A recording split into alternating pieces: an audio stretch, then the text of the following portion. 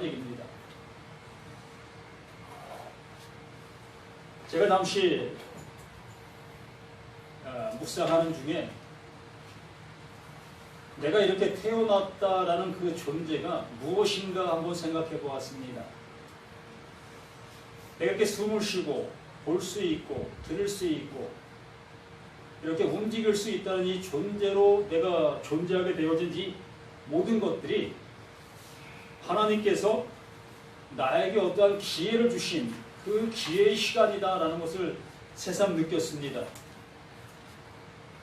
우리가 늘 고백하는 것처럼 만세 전이라는 그러한 고백을 우리가 하고 있습니다.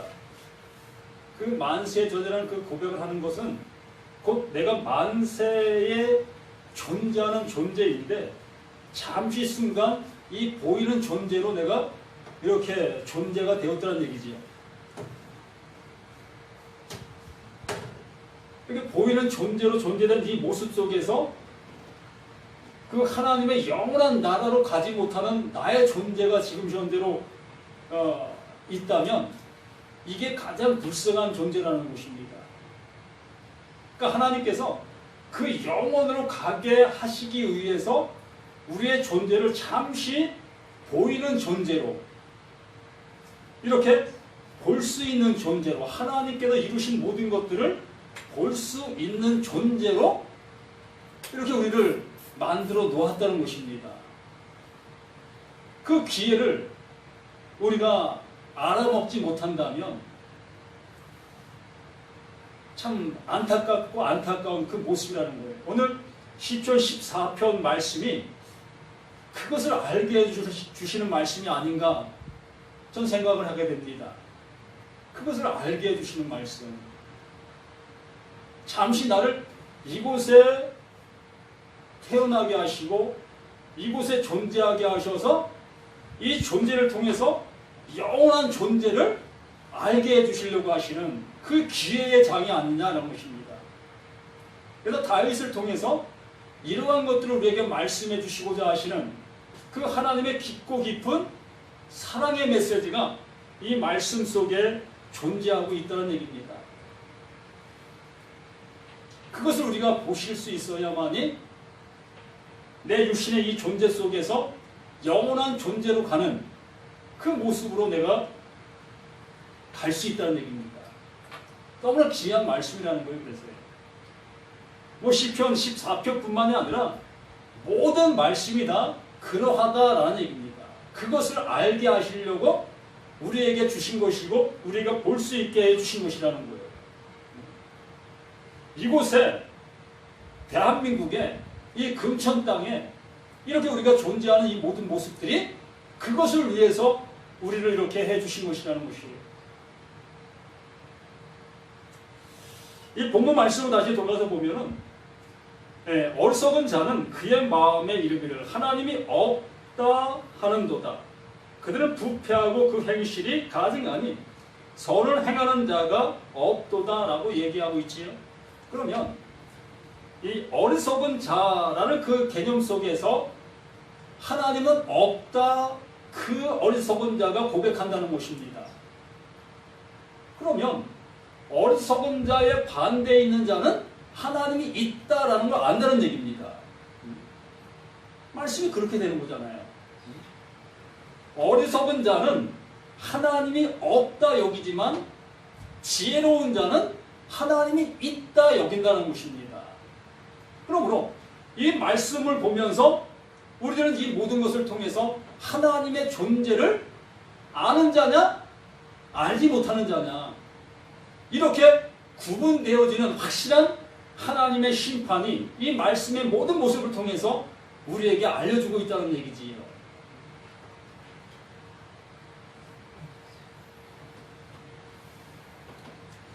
어리석은 자는 그의 마음에 이르기를 하나님이 없다 하는도다. 그들은 부패하고 그 행실이 가증하니 선을 행하는 자가 없다. 이 결과의 모습을 보면 이 모든 사람, 그러니까 말씀 앞에 서 있는 모든 사람을 지칭하고 있다는 얘기죠. 그 모든 사람들 속에서 이스라엘이라는 그 나라를 택하셨다는 것입니다. 또 이스라엘이라는 나라 그 가운데에서 누구를? 다윗이라는 그 한 사람을 택했다는 것입니다. 이게 내 사랑이야 라고 얘기하시는 거예요. 이게 내 사랑이야.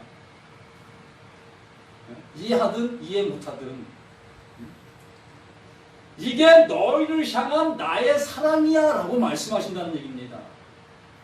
또 무슨 말을 하고 있는가? 알지 못하는 사람은 아직도 하나님의 말씀이 내 안에 들리지를 아니하고 있다는 얘기예요. 아직도 나는 어리석은 자의 존재하에 있다는 얘기입니다. 하나님이 온 세상 중에 이스라엘을 택했고 그 이스라엘 중에 다윗을 택했다. 이게 내 사랑이야 라고 말씀하시고 있다는 것이에요. 이것이 도대체 무슨 말씀을 하고 있는가? 분명히 우리들을 향해서 이 말씀을 하나님께서 해주시고 있다는 얘기입니다. 결과적으로는 이스라엘 그 나라도 내게 합당치 않다. 다윗도 내게 합당치 않다. 모두가 다 어떠한 자다? 어리석은 자다. 부패한 자다. 라는 것을 얘기해주고 있는 거예요. 이 말씀이. 이스라엘이라는 나라가 하나님 보시기에 의로워서 그를 택한 것이 아니라는 얘기입니다. 다윗이 의로워서 그를 택한 것이 아니라는 거예요. 온 세상 중에 그를 택했다는 거예요. 그를. 어느 누구도 그 하나님 앞에 마음에 합한 자가 있다? 없다. 그게 결론이에요. 하나님께서 내 사랑이 이거야 라고 말씀하시는 것에 키포인트가 그거라는 얘기입니다. 그러므로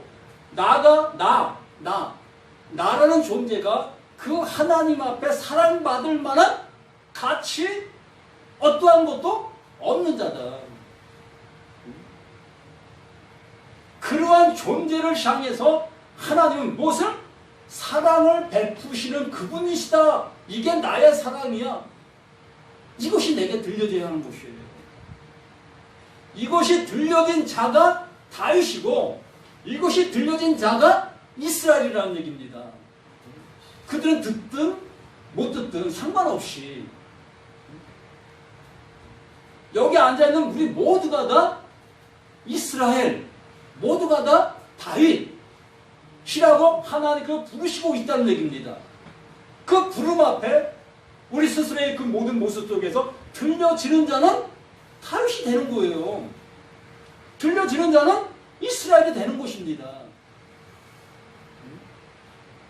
그런데 많은 여기에 나와 있는 모습 속에서 어리석은 자는 그의 마음에 이르기를 하나님이 없다 하는도다. 그들은 부패하고 그 행실이 가증하니 서로 행하는 자가 하나도 없는 것입니다. 무엇만 봅니까? 내 눈에 보여지는 것만 보고 있다는 얘기입니다. 내 귀에 들려지는 것만 보고 있다는 얘기입니다. 이 말씀을, 이 성경을, 이 세상을 내 눈에 보이는 대로만 보고 있다는 얘기예요. 그러기에 이 부패된 내가 세상을 보았을 때, 이 부패된 내가 이 성경을 보았을 때에 무엇을 보겠느냐는 것입니다. 볼 수 있는 게 당연한 내가 볼 수 있는 것은 그거 아니겠습니까? 부패된 그 모습으로, 부패된 그 모습을 향해 가게 될 수 있는 내 모습. 선이란 그 자체를 알 수도 없는데, 볼 수도 없고 보이지 않는 그 하나님을 내가 찾아 그 하나님을 만날 수도 없는 난데, 그분이 말씀하시는 그 말씀을 들을 수도 없는 난데, 내가 어찌 그분을 향해서 갈 수 있겠고 그분을 찾을 수 있겠고 그분의 말씀을 들을 수 있겠느냐는 것입니다. 아무도 못 듣는 거예요. 이게 당연한 것입니다. 그것을 알아야 비로소 하나님께서 나에게 들려주시는 그 음성이 있는 거예요. 원래적으로 나는 부패된 자라는 얘기입니다. 원래적으로. 이 본성이, 앞으로 그 모든 말씀이 나오겠지만, 나의 본성이 그러하다는 거예요. 나의 본성이. 이것을 알지 못하고 나는 정결된 자라고 여기고 난 정결될 수 있다라고 여기기 때문에 그 하나님의 말씀, 그 본연의 말씀을 못 들을 수밖에 없다는 얘기입니다. 자, 에베소서 2장 말씀을 우리가 보면은 이 말씀이 무슨 말씀인가를 우리가 알 수 있습니다. 에베소서 2장 말씀 한번 펴봐요. 에베소서 2장 1절 말씀에서 우리에게 하시는 말씀이 너희의 허물과 죄로 죽었던, 이 죽었던이라는 것이 뭐 살았다가 죽었다 이런 것이 아니라 너희 허물과 죄로 죽은 자다. 너희는 그러한 자야. 나의 본 모습이 이러하다는 것입니다. 허물이라고 얘기하니까 우리가 세상 속에 살아가면서 짓는 이러하지 모든 것들을 그걸 얘기한다고 생각할 수 있는데요. 그 얘기가 아니라 너희는 본래 이러한 자라는 거예요. 이러한 원래 본 모습이 너희 허물과 죄로 죽었던 이 죽어 있는 것을 아는 자, 이 자체가 죽음이라는 것, 이 자체가 허물이라는 것, 이 몸 자체가 허물이라는 거예요.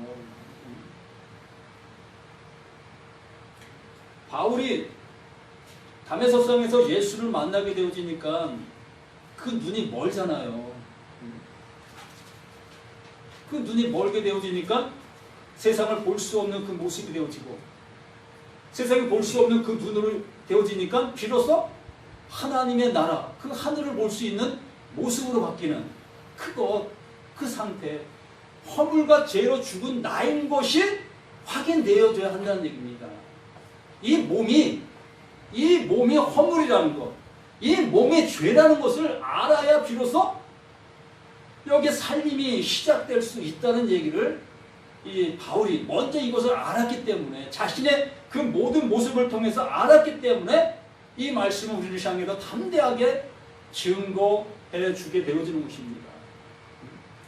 너희 허물과 죄로 죽었던 너희를 살리셨도다.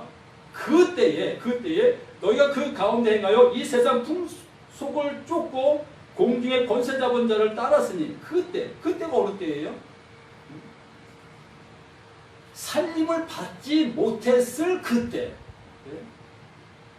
내가 하나님의 말씀을 통해서 살림을 받지 못했을 때의 그때의 모습은 그 가운데 행하여 그 세상 풍속을 쫓고 공중 권세를 잡은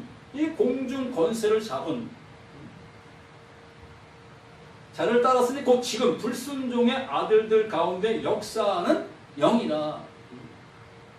이 몸의 존재 자체가 그 불순종의 그 아비를 따를 수밖에 없는 그 몸이라는 얘기입니다. 그러한 내가 거룩하게 살려고 발버둥 치는 그것 자체가 허물이고 그것 자체가 죄라는 얘기입니다. 정말 이것이 내게 복음으로 와 닿을 수 있는 그 모습이 되어진다면 얼마나 좋겠습니까? 내가 이 꽃이 될 수 있습니까? 네? 이 꽃이 절대 될 수가 없잖아요. 내가 이 꽃이 될 수 없는데 이 꽃이 되려고 하는 그 모습이 허물과 죄라는 얘기예요. 그러니까 하나님의 말씀을 우리에게 주시고 있는데 수없이 말씀해 주시고 있는데 그 말씀을 내가 이룰 수 없는 자가 그 이루려고 하는 그것이 허물과 죄라는 얘기입니다. 이 바울이 이것을 절실하게 깨달은 거예요. 누구보다도 많이. 그가 율법에 능한 자라고 얘기했잖아요. 율법에 능한 자. 모세오경을 다 외운 자일 겁니다. 한마디로. 모세오경을 다 외운 사람. 그리고 이 토라, 그 율법뿐만이 아니라 생활의 법까지. 생활의 법. 그 율법에 파생된 그 수많은 법이 있어요. 그들 나름대로 율법을 지키는데 이것도 해야 된다. 저것도 해야 된다. 이 파생된 법을 또 세웠습니다. 그 유대인들은. 그러므로 이 바울은 이 율법뿐만이 아니라 그 율법에 파생된 그 모든 법까지도 준수하게 되는 그러한 삶을 사는 이 바울이었습니다. 그러한 그가 이러한 고백을 하게 된 이 모습은 그렇게 내가 발부둥 쳤던 그 모든 것들이 뭐다? 허물과 죄다. 내가 꽃이 아닌데 내가 꽃이 되려고 발부둥 친 그 모든 것들이 다 허물과 죄였다라고 얘기하고 있다는 얘기입니다.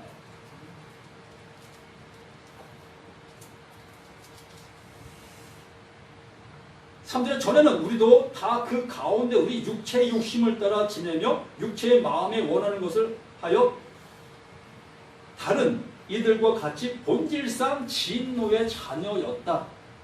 이것이 내게 고백이 돼야 되는 거예요. 내가 무언가를 할 수 있다는 그러한 관념에서 완전히 무너져야 한다는 얘기입니다. 무너져야 돼요. 내가 하나님을 위해서 뭔가 할 수 있다는 그 모든 관념에서 무너져야 된다니까요. 무엇을 할 수 있을까요? 각자 한번 생각해 보십시다. 내가 하나님을 위해서 지금 애쓰고 있는 일들 중에 이것이 정말 하나님이 기뻐하실 수 있는 일인가? 한번 생각해 보시라니까요. 각자 나름대로 있을 겁니다.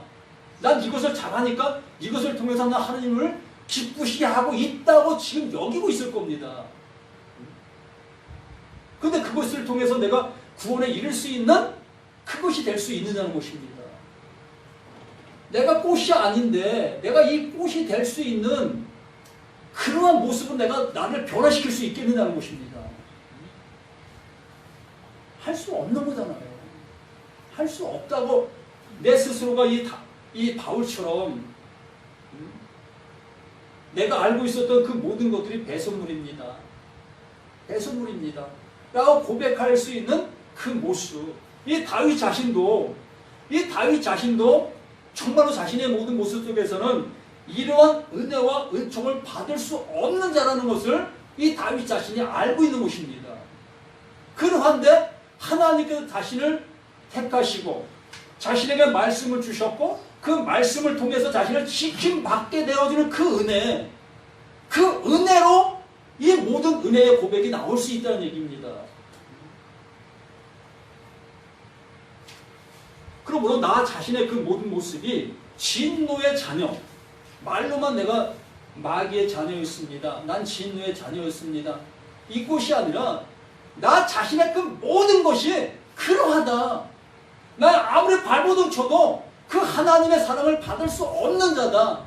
이것이 나에게 절렬하게, 절실하게 느껴지시는 그 실로 나사로와 같은 그 헌데투성이 있는 그 모습에 있는 그 사람과 같은 자기 힘으로 도저히 자기 육체 하나 이끌고 갈 수 없는 그 푸토코스, 그 가난한 자, 그 모습이 되어진 나라는 것을 알게 되어졌을 때에 비로소 그 하나님께서 손잡아 주시고 일으켜 주시고 그때부터 하나님의 것을 내게 줄 때 그 하나님 것 내게 오게 되었을 때 이것이 하나님의 은혜군요. 이 은혜를 주시려고 나에게 이렇게 말씀해 주신 것이군요. 이렇게 감격의 은혜에 자리에 있게 되어지는 것입니다. 그 상태가 되어지지 아니하면 말씀 듣는 족족 나는 그것을 따라 행하려고 한다는 얘기입니다. 그 은혜를 받으려고 하는 것이 아니라 그 말씀을 지키려고 발버둥 친다는 얘기지요. 언제 하나님이 우리를 향해서 너의 모습을 가지고 내게 와 라고 하신 것이 무엇이 있습니까? 이렇게 다윗을 통해서 우리의 모습을 폭로시켜 주시잖아요. 에베소서 2장 12절 말씀에 더욱더 우리에게 확실하게 말씀해 주십니다. 그때의 너희는 그리스도 밖에 있었고 우리 모두가 다 그리스도 밖에 있었습니다. 하나님께서 지음받은 그 모든 지음받은 인생들은 다 그리스도 밖에 있는 거예요. 그리스도 밖에 있는 것입니다. 그리스도 밖에 있는 그것을 그리스도 안으로 품어서 완전한 창조를 이루시려고 하시는 것이 하나님이었다는 얘기예요. 그러므로 우리를 향해서 말씀해 주시는 거예요. 그러므로 지음받은 것이 창조, 그 창조였다면 그리스도를 우리에게 보내실 이유도 없고 그 창조된 그 완성된 그에게 말씀하실 이유도 없는 겁니다. 왜요? 함께 하는 거니까. 하나님은 그거 함께 하는 것이니까 뭐 더 이상 말씀할 이유도 없는 겁니다. 그 지음받은 그 모든 것들이 다 뭐다? 그때 너희는 그리스도 밖에 있었고 그게 밖에 있는 거예요. 밖에 있으니까 하나님께서 그리스도 안으로 불러들이셔야 될 거 아닙니까? 이게 새 창조, 완전한 창조, 그것을 이루시려고 말씀해 주시는 거예요. 창세기서부터. 창세기 1장 1절부터 그것을 이루시기 위해서 말씀해 주시는 것이지 우리 눈에 보아라 내가 이걸 창조해서 해도 내가 창조한 것이고 들도 내가 창조한 것이고 짐승도 내가 창조한 것이고 너희들 몸 그것도 내가 창조한 거야. 그거 있지만 이걸 말씀해 주시려고 그거 하신 거 아닌 것입니다. 내가 너에게 정말 창조가 무엇인가를 알게 해주시려고 그때부터 말씀해 주시는 거예요. 창조된 그들을 정말로 그 창조가 무엇인가를 알게 해주시려고 그때부터 말씀해 시작하신 것입니다. 그때 너희는 그리스도 밖에 있었고 이스라엘 나라 밖의 사람, 그리스도 이스라엘 나라 밖의 사람들 맞잖아요. 우리 모두는 다. 그런데 이스라엘 그 백성들은 그 나라 안에 있는 그들이라고 여기고 있었던 그들이 택함받은 그들의 모습이었다고 여기고 있는 것이겠죠. 약속 사람이나 약속의 언약들에 대하여 외인이요 세상에서 소망이 없고 하나님도 없는 자이더라. 이것이 나에게 복음으로 와 닿아야 되는 거예요. 이게 내게 복음이 돼야 되니까요.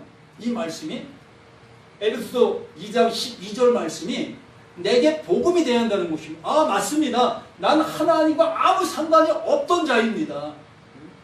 하나님이 약속하신 그 약속과는 아무 상관도 없는 자입니다. 이러한 자를 향해서 하나님께 누구를? 예수를 보내주시는 거예요. 그 약속을 집행해 주는 것입니다. 내 사랑이 이거야. 내 사랑이 이거야. 이것을 아는 자에게 내가 사랑을 이루는 거야 라고 말씀해 주신 그 사랑이 우리에게 집행되는 것이에요. 그때부터. 다시 본문으로 돌아가서 2절 말씀을 보면 여호와께서 하늘에서 인생을 구고 살피사 지각이 있어 하나님을 찾는 자가 있는가 보려 하신즉 모든 사람이 하나님을 찾을래야 찾을 수 없다라고 말씀해 주시는 것입니다. 없지요. 말씀을 듣고 그 말씀을 따라 행하려고 하는 사람들은 수없이 이 시대 속에서 존재했어요. 모두가 다 그러게 했습니다. 이스라엘 백성들이라면. 왜요? 그들은 택함 받은 자들이라고 알고 있었고 자신들에게 말씀하시는 말씀이라고 듣고 있었기 때문에 그들은 들었고 보았고 함께하는 것을 느꼈고 그렇기 때문에 그들은 하나님의 말씀을 지키고 순종하는 일에 전념한 거예요.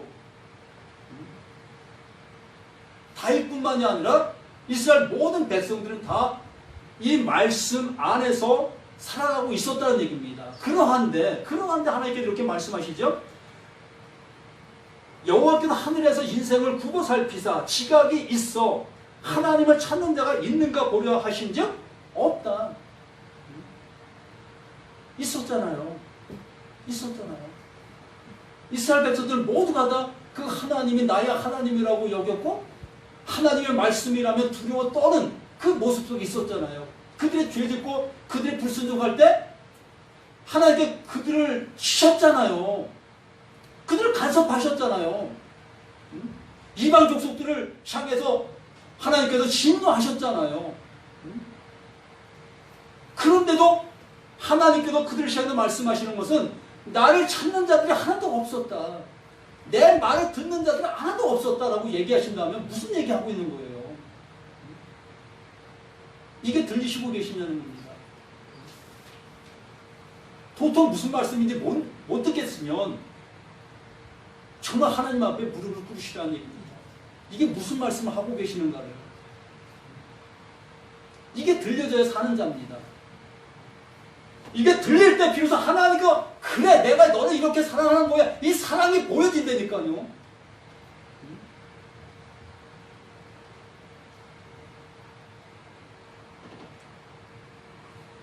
다 치우쳐 함께 더러운 자가 되고 선을 행하는 자가 하나도 없다. 선을 행하는 자가 왜 없었습니까? 있었어요. 그 말씀을 따라 그 말씀을 지키고 그 말씀을 행하는 그 선을 행하는 자가 이스라엘 백성 모두가 다 그러한 삶을 살았습니다. 그러한데 하나님 보실 때는 선을 행하는 자는 하나도 없다고 얘기하는 거예요. 그 하나님께서 말씀하시는 그 선이 뭡니까? 하나님과 하나 될 수 있는 것. 하나님의 나라의 그 백성, 영원한 백성이 되는 그것. 내가 이스라엘 백성을 택한 것은 내가 이렇게 한 백성을 이루겠다. 내 나라의 백성을 이렇게 이루겠다. 보여준 시청하겠다는 얘기입니다. 예? 다윗에게 이렇게 한 그 모든 것은 그 다윗을 택해서 내 사람이 되어 내가 이렇게 지키는 것을 이렇게 시청하고 너에게 보여주마. 이것이었다는 겁니다. 이것을 통해서 영원한 것을 보게 하시려고 영원한 나라에 들어가는 그 은혜를 알게 하시려고 이것을 이렇게 말씀해 주신 것인데 우리는 그 표피적인 육신에 지킴받고 나라 지킴받고 나라 보호받고 내 생활 속에 부귀와 영광을 주시는 그 하나님만 보고 있다면 하나님의 말씀을 한토록도 듣지 못한다는 얘기예요. 하나님의 말씀하심을 하나도 볼 수 없는 자라는 얘기예요. 그들을 향해서 진노하셔서 하나님이 그들을 버리시는 거예요. 그 말씀을 잘 순종하는 그들을, 하나님을 잘 섬긴다고 하는 그들을 하나님께서 한 사람도 남김없이 다 버리시는 거예요.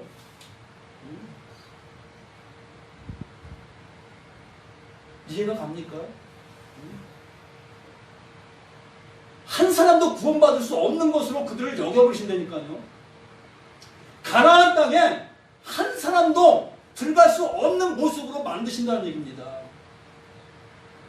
이게 내 사랑이야, 이게 내 사랑이야 라고 말씀하시는 게 그거예요. 이 말씀이 들려지십니까? 진노가 사랑이라고, 내가 버리는 게 내 사랑이라고, 그게 내 신비에 새겨지는 말씀으로 들리시는 것이에요. 그것이 들려지지 아니하면 제가 이렇게 외치고 있는 그 모든 소리에 저 왜 엉뚱한 소리 하고 있냐고 그렇게 하겠지.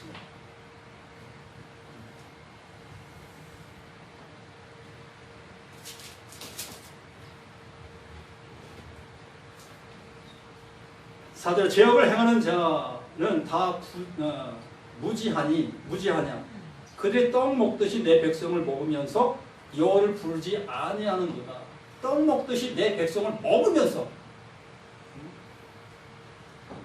그 하나님의 백성들을 진실로 괴롭게 하면서 그 나라를 침범하면서 그 나라의 것을 빼앗으면서 그 모든 것을 행하면서도 그 일들 속에 역사하신 그 하나님을 못 보느냐라고 말씀하시고 있다는 얘기입니다.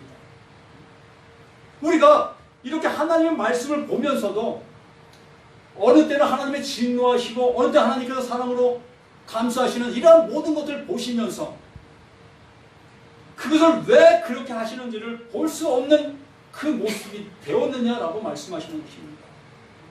너희들이 이 하나님의 말씀을 떡으로 먹으면서 너희를 살릴 그 말씀으로 먹으면서도 너희들이 왜 못 살아나고 있느냐라고 얘기하시는 거예요. 왜 못 살아나느냐? 여기서 눈물이 나네요. 이 속에서. 이 생명의 말씀을 먹으면서도 왜 못 살아나느냐. 모두가 다 살아났다고 얘기하시죠. 교회 다니는 사람 치고 난 못 살아났습니다라고 고백하는 사람이 누가 있습니까? 한 사람도 없습니다. 예? 십자가 달린 교회 다니는 사람 치고 나 구원받지 못했습니다라고 얘기하는 사람 한 사람도 없다는 얘기입니다. 모두가 다 교회 나오면 이 십자가 나 달린 교회만 나오면 다 구원받은 사람이라고 알고 있어요. 모두가 다. 그런데 이 말씀들이 들리고 있느냐는 것입니다. 이 생명의 떡을 먹으면서 그 하나님이 진짜 우리를 향해서 말씀하시려 너 버림받은 자야 라는 하시는 그 말씀이 들리냐는 거예요. 너 버림받은 자야 라고 그 말씀이 들려질 때 그렇구나, 이 몸은 버림받은 수밖에 없는 나구나. 내가 행하는 그 모든 일들은 다 버림받을 일이구나. 이것이 알게 되어진 그가 비로소 하나님의 은혜가 주어졌을 때에 그 은혜가 내게 생명의 모습으로 와닿게 되는 거예요. 비로소 죄가 있는 곳에 무엇이? 은혜가 있다. 죄가 있는 곳에 은혜가 있다. 아, 이것이 죄였군요. 아, 이것이 죄였군요. 이것을 알게 된 자에게 그 은혜가 폭포수처럼 내리는 거예요. 아, 이게 은혜군요. 아멘. 이 은혜를 받을 수 없는 나인데 이 은혜를 주시니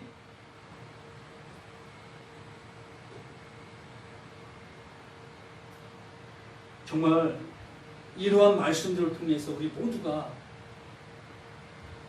살아나실 수 있는 우리 모두가 되십시다. 이러한 말씀들을 통해서 내 영혼에 정말 탄식하는 그 탄식이 내게 있어지길 간절히 바랍니다.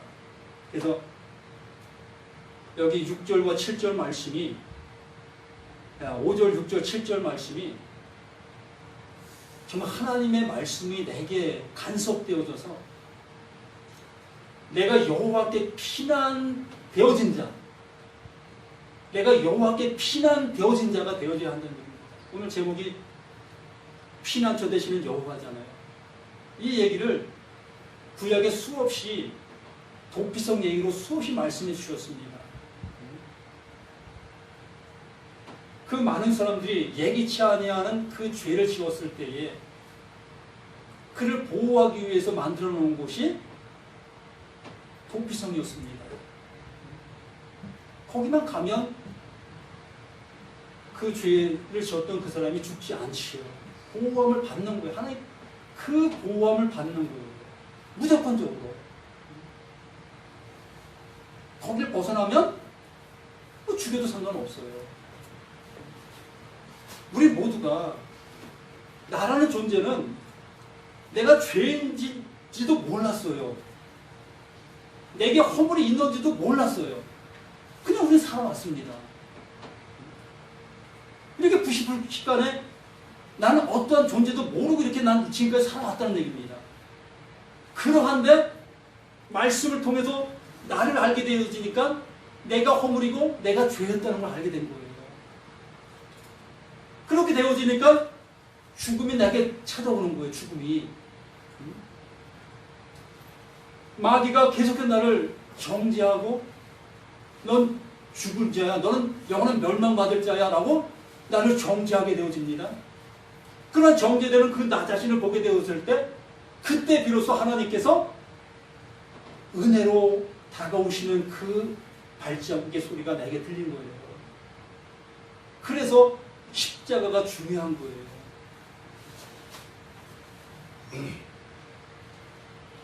우리 모두가 이 피난처 되시는 그 여호와, 그 하나님 앞에 다 피난되어진 우리 모두인 것을 고백하시는 우리 자신들 되기를 예수님의 이름으로 간절히 부탁을 드립니다.